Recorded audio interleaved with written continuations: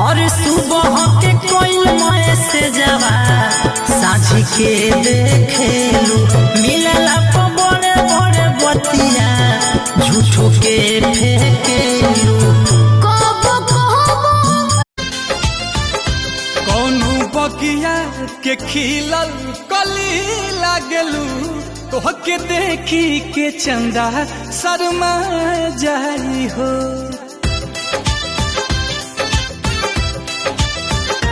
कौनू बगिया के खिलल कली लागलू तोहके देख